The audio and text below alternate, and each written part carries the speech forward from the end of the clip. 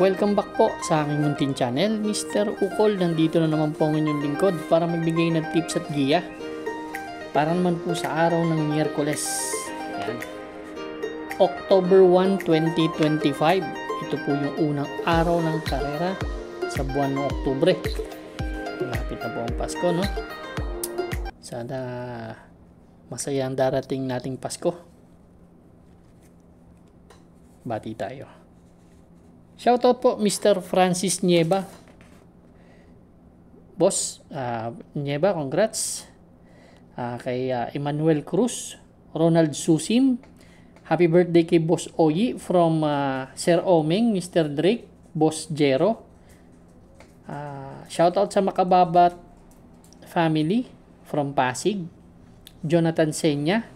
Donnie Dacalanyo. Yan, shoutout. Tsaka yung mga nag-follow sa ating FB page na Mr. Ukol Carrera Tipster. Yan. Kay Boss RB Bora, shoutout. Kay Larry at Deo Yuson, shoutout po. Ingat po kayo palagi. Start na po tayo. Race number 1, ito po yung ating winner take all event, covers races 1 to 7. Dito po meron tayong ilan ba to? 10 kalahok. But 8 in betting options lang to. Merong distansyang 1,400 meters. Ito yung 3-year-old and above maiden race placer. 2025 elderly Filipino week breast cancer awareness month. Yan, shoutout sa inyo lahat. Dito ang gustong-gusto ko yung number 2 na si Brent Pride. Actually, napanood ko yung nubaturan nito last September 19. Ang quarter clockings na tinala nito, 24 medya, 23 medya, 25. Ang dinating po niyan, 25 sarado, 112.8. Napakainam na kabayo. Nakita ko medyo may kalaki ang kabayo, no? May tulin, kaya ganda ng post position. Paborito ko rin yung hinete. Kaya itong race number 1, sosolohin ko po itong number 2, Brent Pride. Pero may mga kursunada kayong pandehado, o isingit nyo yan, ha. Race number 2 na po tayo, bayang karista. Ito naman po yung ating Pick 6 event, covers races 2 to 7. Meron po tayong 8 kalahok dito, distansya, another 1,400 meters. 17 to 41 split. Alas 5 nga pala ang start ng karera, no? Itong race number 2 is 5:30. Dito medyo magandang karera. Ang first choice ko po dito yung number 6 na si Bonnie Avenue. Actually si Bonnie Avenue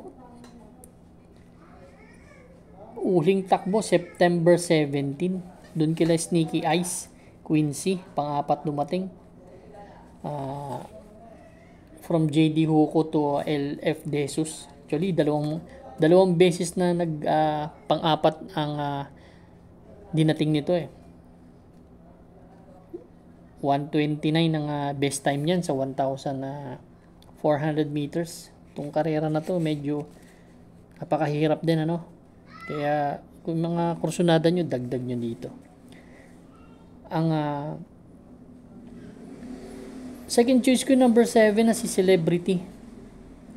Ito naman pang-apat dumating kila Quincy last September 27. Yan. 1.29 po ang tinala nitong kabayo na to, na si Celebrity. Medyo minsan magaling, minsan hindi Pero gusto ko yung post position niya, kaya tingin ko malaking chance ang manalo nitong kabayo na to. Race number 2, ang first choice number 6, Bonnie Avenue. Second choice po number 7, Celebrity. Pero kung may makrusunada kayong dagdag, idagdag nyo. Kuha kayo ng de bandera. Andyan si Top of the Mark. Race number 3 na po tayo, bayang karista. Pick 5 event, covers races 3 to 7. Meron po tayong siyam na kalahok dito, distansya, another 1,400 meters. But this time, 42 to 56 split naman na grupo. First choice ko, number 8, Alegna. Huling takbo ni Alegna last September 14, dun kila Windfall, kila Caligan. Nagtala na 141 sa sa milya. Same rider ang sasakay. Actually, bumaba ng, hindi naman grupo, bumaba ng laban, kila Windfall tumatakbo Pero, ang huling takbo nito sa 1,400 meters, for your information, no? Ang huling takbo nito ni Alegna sa 1,400 meters, last June 14, nung sumigundo to kay Dissolve, do sa 34 to 39 rating base. 125.4 po ang tinala nito. Pero nagtatala to ng mga 111 sa 1,200 meters. Pwedeng parimatihin, pwedeng nasa harapan.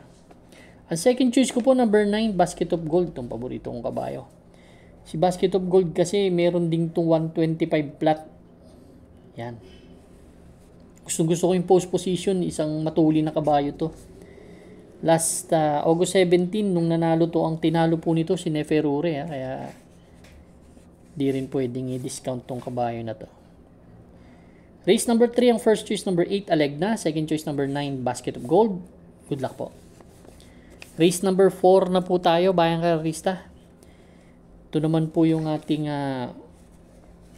Pick 4 event, covers races 4 to 7. May 9 entries tayo dito, 1,400 meters distance. Balik tayo sa 17 to 41 split na grupo. Ang first choice ko, number 8, Sky Plus. Si Sky Plus, last August 24, may magandang tinakbo to. Nagtala ng 1.30. 130.4. Nung nanalo si Lapping Tiger, panlima dumating to. Same rider ang sasakay. Matulin. Mukhang tatlong JD De Ocampo. JR De Ocampo na yung pamprimera ko. Kaya tingin ko punto naman tong hinete na to. Ang second choice ko yung may best time dito. Yung number 1 na si 7 of Diamonds. Si 7 of Diamonds last September 20. Tercero dumating to kala Kalanggaman Island. 129 in a fraction. Last September 14, pang-apat naman dumating kila Caloocan Zap. 129 na fraction din. Same rider ang sasakay. Worry ko lang dito yung post position, no? Pero siya naman yung may best time kung makakaporma ng maganda-ganda dahil kung tutuusin, kaya niya yung grupo. Race number 4, kung may mga kursunada, dagdag lang po tayo. Gaya na sinasabi ko, ayoko mag-tip ng marami para makuha nyo yung mga kursunada nyo. First choice po, number 8, Sky Plus. Second choice po, number 1, 7 of Diamonds. Good luck po. Race number 5 na po tayo, bayang karista. Last extra double and last daily double plus 1. We have 9 entries po dito sa karera na to. 1,400 meters distance, 17 to 41 split na grupo. Yan. Dito po, nakita ko ang daming matulin. Nandito si Who's That Girl, high quality, may konting tulin. Si Axis Deviation, lalo na si Ivan, at gano'n na rin si Street Magic. Pero ang first choice ko po dito, yung number 3 na si High Quality. Actually, High Quality, medyo nasa condition ngayon to. Kaya lang, nung tumaas ng laban huling takbo kay Lilibel last September 21, doon kay Mahusay ay, medyo hindi niya kayang grupo na yun. Pero nagtala pa rin ng 129 sarado. Pero last September 13 segundo po yung kay Srinagar, 129.2. Maganda lang kaya High Quality, medyo matapang sa laban. Ang second choice ko po si H.E. Halley. Ito naman kung matutuloy bukas kasi last September 19 ba yun? O tsaka September 26. Kasama yan sa mga naka-line up Hindi natutuloy yung karera. Pero ang huling takbo niyan kay Gugma. Segundo po yan kay Gugma, 128.2. Kaya tingin ko kung makakapwesto, makarimate, mainam. Ang third choice ko po yung number 4 na si Axis Deviation. Actually, mababa sa laban to Hahanap lang ng kondisyon to. Ang best time nito, 127.8. Last August 31, segundo kay Gable to. Race number 5, ang first choice number 3, high quality. Second choice number 1, H.E. Halley. Third choice po, number 4, Axis Deviation. Good luck po. Race number 6 na po tayo. The penultimate race. We have 9 entries dito. 1,400 meters distance. 17 to 41 split na grupo. Isa sa medyo challenging race to. Dahil sa grupong itinala nila, no? Ang first choice ko po dito, yung number 5 na si Modern Stroke. Actually, ang ganda ng pagkakasigundo kasi nito. Si Modern Stroke, doon na last September 14 kay Caloocan Zap. Tala ng 128 from MD De Jesus. Susubok sila ngayon kay RC Tabor. Meron pang takbo yan last August 31 eh. Kaila Aliana, tercero dumating yan. Kaila Don Lucas, 129. So, yan ang aking first choice. Medyo malakas rumimate. Ang first choice ko yun. Ang second choice ko po yung isang matulin dito. Nakita ko pwedeng hindi malucha or segundo pwesto alis. Pero tingin ko pwedeng mauna. Si Justifiable sa kay ni LF De Jesus. Kasi may takbo to kila kila Don Lucas Potential. Ay, sorry, kila tama, kila Don Lucas. May airin 13 media, 22 media. Medyo matulin kung siyang bumandera doon. So, kung di malulucha dahil mataas naman ang laban, malaking chance ang manalo. Race number 6, ang first choice number 5, Modern Stroke. Second choice po number 7, Justifiable. Good luck po. Race number 7 na po tayo. Last and final race for Wednesday night racing.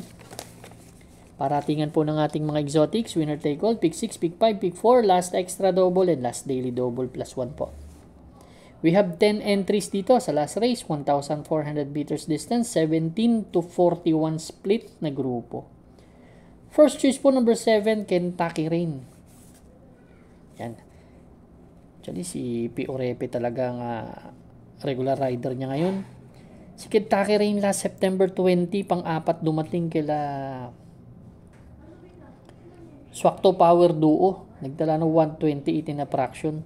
Last September 14, pang-anim naman dumating kila Majestic Star, kila Bohemian, 128 din.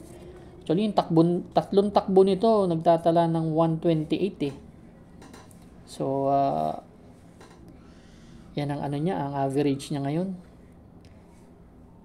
Ang second choice ko yung number 1 na si Lapping Tiger. Last August 31 naman.